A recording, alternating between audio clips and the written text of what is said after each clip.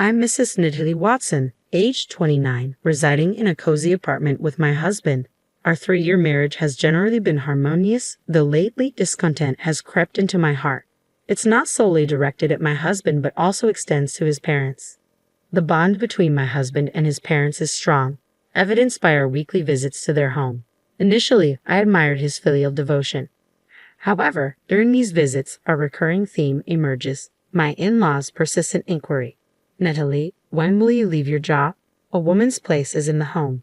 Over time, my aversion to visiting their home deepened. I find fulfillment in my current job and wish to continue working for as long as possible, a sentiment I expressed to my husband even before we tied the knot. Yet when his parents berate me, my husband remains indifferent, avoiding eye contact as if the matter is inconsequential to him. The thought of going to my in-laws' place fills me with dread, prompting me to sometimes suggest to my husband, "Why don't you go alone?" Yet he insists, "My parents want to see you too," forcing me into accompanying him. Eventually, I surrendered to his persistence, resigning myself to the routine. Expressing my sentiments directly to his parents seemed daunting, fearing it might wound my husband's sentiments. Hence I found myself unable to articulate these thoughts to them, for fear of causing any distress to him. Instead, I resorted to smiling and deflecting their remarks whenever they arose. Though my husband's apathy troubled me, the inquiries from his parents about our childlessness irked me the most. While I cherish the idea of parenthood and the joy children bring, conceiving isn't a matter one can simply will into existence. It's a delicate process, not subject to mere desire. Initially, the notion of having a child solely to appease his parents baffled me. Frankly, I yearned for them to respect my boundaries and cease their incessant prodding. I confided in my husband about my feelings regarding this matter. His response was dismissive, assuring me, "Don't fret, you're just overthinking it," yet took no action. As my vexation mounted, fueled by both my husband's lack of support and my solitary struggle, a breaking point emerged when my mother-in-law uttered words that cut deep. With a callousness I couldn't fathom, she questioned, "Are you unable to conceive, given that you've yet to bear a child?" Adding to the distress, my father-in-law regarded me with suspicion, accusing, "Did you conceal your infertility and marry our son?" The accusation was a final straw. While I had endured their scrutiny with a smile, until then, I found my tolerance wearing thin. Confronting them, I declared, "I'm willing to pursue infertility treatment. In return, can you refrain from revisiting this topic?" Surprised by my own assertiveness, I realized the weight of my pent-up frustration. Unexpectedly, my previously silent husband interjected, his voice resolute. "I don't believe fertility treatments are necessary. We're still young, and there's no rush to start a family. Besides, such treatments entail financial strain. I value our time together as a couple," he affirmed to his parents. At that moment, I interpreted my husband's words to align with my own desires, convincing myself that his consideration was genuine. One weekday, I took a day off from work and made my way to the gynecologist's office. Although the pressure from my in-laws about starting a family had lessened, I wanted certainty about my fertility status. Initially, I contemplated discussing the matter with my husband. However, his mood soared whenever the topic of infertility treatments arose, prompting me to handle the examination alone. The appointment concluded sooner than anticipated, and I secured a follow-up appointment for the results a week later. As I exited the office, my gaze met that of a pregnant woman seated in the waiting room. Familiar face halted me in my tracks. Sensing my recognition, she approached me. "Are you Natalie?" she inquired. Confirming our identities, we exchanged nods, realizing we were former classmates from elementary and middle school. Clara's swollen belly indicated she was nearing her due date. Having just completed her routine checkup, I'd offered to accompany her home. To my surprise, Clara lived in close proximity to my own residence. What astonished me even more was discovering that her husband and mine were colleagues at the same company. As we caught up on our lives and reminisced about our school days, my attention naturally gravitated towards Claire's pronounced belly. Sensing my curiosity, she extended an invitation. "Would you like to feel?" Hesitant, I inquired, "Is that all right?" With a warm smile, she reassured, "Of course." Gently, I placed my hand on Claire's abdomen. In my recollection, Claire boasted a slender figure with a trim waist, but now her body had blossomed with the presence of new life. A sense of awe washed over me as I realized there truly was a baby growing within her. As I kept my hand on her belly, I felt a fate fluttering beneath my fingertips. Startled, I glanced up at Claire. "Did you feel that?" I asked. Yes, it's been moving a lot lately, she confirmed, her expression radiant with maternal joy. In that moment, Claire exuded the aura of a contented mother-to-be. Before I could stop myself, the words slipped out, I'm envious. Instantly, I regretted my candidness, averting my gaze from Claire. Sensing my discomfort, Claire, attuned to others' emotions, gently probed, if I'm mistaken, I apologize, but is something troubling you? Reluctant at first, I hesitated to divulge my troubles. However, sensing Claire's sincerity, I realized I couldn't mask my feelings from her perceptive eyes. Thus, I opened up about the challenges I faced with my in-laws and the longing for children. Once I began sharing, the floodgates opened, and I poured out everything, even detailing the fertility tests I underwent earlier that day at the clinic. As I poured out my thoughts to Claire, a strange sense of relief mingled with lingering anxiety. Despite initial reservations, I found solace in confiding in her, perhaps driven by an urgent need to unburden myself after years of pent-up frustrations. Throughout my narrative, Claire simply nodded, offering a quiet, attentive presence. Upon concluding my tale, Claire remarked, You've shouldered this burden for so long. Your endurance is remarkable. If it were me, I might have severed ties with my in-laws.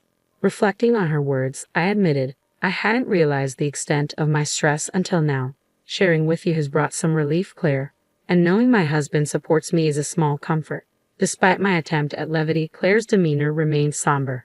I was taken aback by Claire's expression, unsure of the reason behind her solemn demeanor.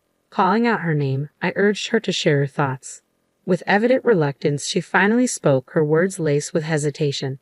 It's regarding your husband. Perhaps, for now, it's best not to disclose the details of the test, she murmured. Confusion clouded my thoughts as I blinked in disbelief at Claire's unexpected caution. I pressed her for an explanation, prompting her to reveal something utterly astonishing. Struggling to comprehend Claire's revelation, I made my way home with faltering steps. Seated on the sofa, I dwelled on her words, grappling with disbelief and uncertainty. While part of me resisted accepting the truth, Claire's sincerity left little room for doubt. Moreover, recent doubts about my husband's behavior intensified my turmoil. If Claire's claim held any truth, I could have fathomed forgiving him. Determined to uncover the truth, I seized the opportunity during a visit to my in-laws. Amidst tea and snacks, my mother-in-law broached the familiar topic of my job. Unlike before, this time, my response harbored a newfound resolve. I suppose I'll consider quitting when we have a child, I responded. My mother-in-law blinked in surprise, remarking, So, you decided to start a family. Excitement lit up my father-in-law's face as he eagerly exclaimed, Ah, will I finally get to hold a grandchild? However, my husband, after a brief glance at my expression, adopted a restrained demeanor, cautioning, Well, parenthood is a blessing, but timing is uncertain. As anticipated, my husband's reaction followed the script I had predicted. Meeting his gaze, I disclosed, Actually, I had a recent appointment with the gynecologist, presenting him with the results of my infertility test. The report indicates no issues, I informed him preemptively. I'm beginning to feel the desire for a child as well. Will you support me for the sake of your parents? My husband's gaze flickered between the test results and my face, his complexion flushing crimson as he erupted. I refuse to undergo any infertility treatments. I won't even get tested. His sudden outburst left his parents stunned, but I couldn't suppress my disappointment, realizing Claire's words were indeed true. By the way, you know Mr. Howard? I inquired, noting my husband's surprised expression. With a sense of foreboding, I revealed what I had learned, awaiting his reaction. His wife happens to be a friend of mine. Apparently, you've been making disparaging remarks at work, claiming, My wife is defective, unable to conceive due to infertility. She's abandoned her femininity to focus solely on work, and I'm the pitiful one for marrying her. As I leveled him with a gaze icy with disappointment, my husband's lips quivered, his demeanor defensive. And what if it is true? He retorted, his tone laced with defiance. Who else would want someone like you? His words, filled with scorn, struck me like a blow, causing the warmth I once felt for him to dwindle. Maintaining my composure, I gestured towards the test results lying on the table. I've just proven there's no issue on my end, haven't I? I remarked calmly. Despite his silence, I couldn't shake off a nagging suspicion that had lingered in the recesses of my mind. Could it be that the problem lies with you? I ventured, voicing the troubling thought that had plagued me. Is that why you've adamantly refused infertility treatments and testing? At that moment, my previously silent mother-in-law interjected sharply. That's impossible. There's no way my son could have any issues. If there's a problem, it must be with you, she asserted vehemently, her face flushing with indignation. In a sudden burst of anger, she seized the test results from the table and declared, "These must be fabricated," before tearing them to shreds. My husband's initial surprise quickly gave way to alignment with his mother's sentiments. "Yeah, she's right. There's no way it could have any issues," he affirmed, joining in the accusatory chorus.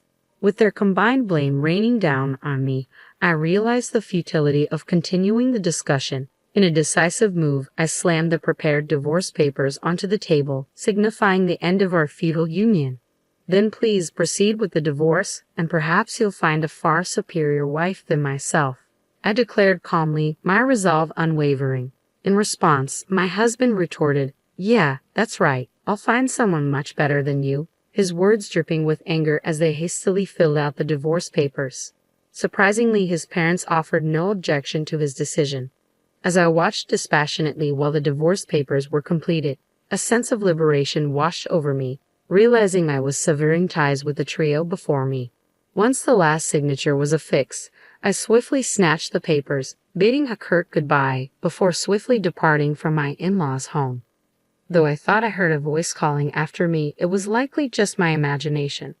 I swiftly made my way to City Hall and promptly filed the divorce papers. Within a matter of days, I efficiently relocated from the apartment we once shared to my company's dormitory, having long prepared for this inevitable step. Given that I was the sole lessee of the apartment, the transition proceeded without a hitch.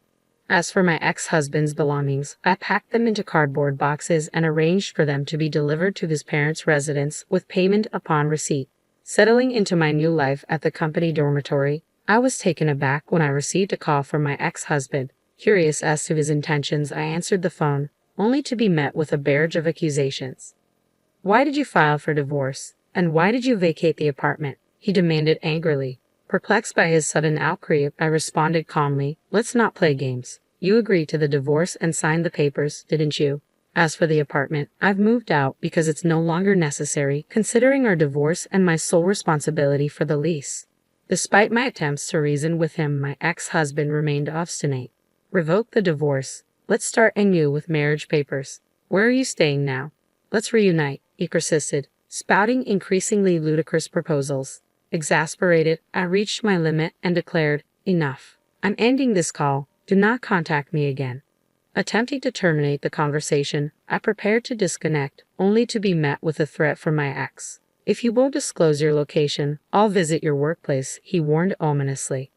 At wit's end, I sternly retorted, "Any disruptions you cause will only reflect poorly on you," before abruptly ending the call.